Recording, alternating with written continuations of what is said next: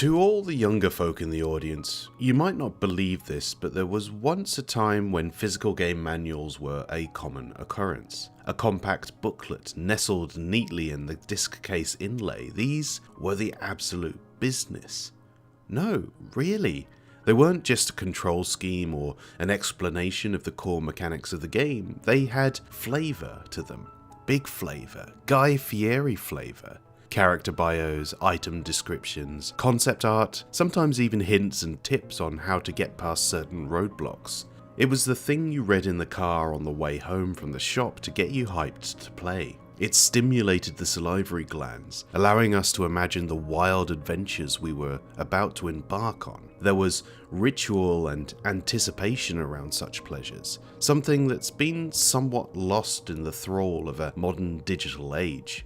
The pageantry of such things feels like it's missing now, as physical manuals largely cease to exist. What vanished as the language of games became more consolidated, streamlined, as everything that once existed in a 20-page booklet now is plastered across your screen in meager, unexciting button prompts. It's a significant loss. The modern way of doing things makes sense to a degree. It's a more efficient dissemination of information. But this is art we're talking about, not science. There's no past, present, or future, no need for obsolescence. You can have both.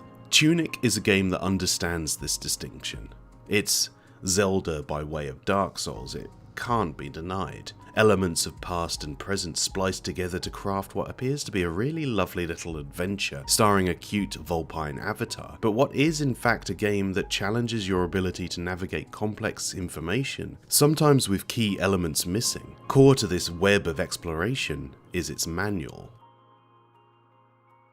Found in-game, but also part of the game, Tunics Manual is nicely tactile in the way you have to thumb through the pages to find the information you need. You don't have access to it straight away. You collect pages at a time, generally not in sequence, not always in logical spaces. Maybe you'll find a page detailing how to dodge roll, maybe a map of an area. One leaf tells you what you need to do to start your adventure, another details the items you'll find. Only some of the text is in a script that you aren't able to decipher at first. There is room for investigation and experimentation here. Some of the information comes from puffing your chest, pulling up your leggings, and just committing to using the mystery item in your inventory, even if you're not quite sure if the effect will be to your benefit or detriment. What could go wrong, eh? There are notes in some of the margins. Sometimes you get a two-pager where one side is missing. There are maps to areas you won't visit for quite a while. It even shows you exactly how to upgrade your stats, one of the game's more weirdly esoteric systems. It's a bold design choice to deliberately obfuscate critical information from the player, but then in the same breath give them actual solutions to some of the puzzles. But there's a sophistication in how these pages thread together and push the player in the right direction. This world is surprisingly big, but you never quite feel lost within it. The path is not easy, but you can make progress blind, and sometimes you have to take a chance on a whim in order to leap the great chasm that is a missing page. But in order to solve the game's biggest mystery, to unlock and venture through its most esoteric gates, the fabled golden path, an essential route to getting the quote-unquote good ending to the game, you will need a complete manuscript. Finding the puzzles before you can even begin to attempt to solve them is, in my eyes, the game's great pleasure. There are aspects of Tunic that I find less than stellar, admittedly. The combat feels very stiff, especially in relation to the level of challenge presented from the offset. And while navigating the world was mostly a smooth experience, I found myself frustrated on a number of occasions when I knew where I needed to get to, but I could not quite find the correct route there. Were it to rest solely on these laurels, I probably wouldn't be making this video. It's still good. There's still lots to like about this game outside what I've been talking about here, but nothing could have prepared me for the joy I felt whenever I saw a solitary page floating generously before me, the giddy, nervous anticipation of what answers it would grant me, and the breaching dread of knowing there could be just as likely more questions to come. There's context for the story in there. There's prophecy, scribbled warnings from a previous adventurer, or maybe your future self, giving you a cognitive boost for the challenges to come. There's just some absolutely phenomenal art there too. It's one of the most aesthetically stunning pieces of game design I've ever laid eyes on. That matters just as much as the content on the page to me, a feast for the eyes and the brain in equal measure. Like others before it, Tunic suffers from its own generosity. There will come a time when all mysteries will inevitably be answered, and what's left is the ordinary, the Euclidean. Because of this, I don't think it quite nailed the landing. I especially found the late game a bit frustrating once the mystique waned, when it tasked you to revisit almost every area previously conquered in a manner that granted no extra context and just felt like prolonging the finale. In spite of the indecipherable script found in the manual, it's not that hard to figure the plot out. There's an impressive amount of environmental storytelling to help you out in that regard. It's more than abundant in context, even if it does manage to do so without insulting the player's intelligence.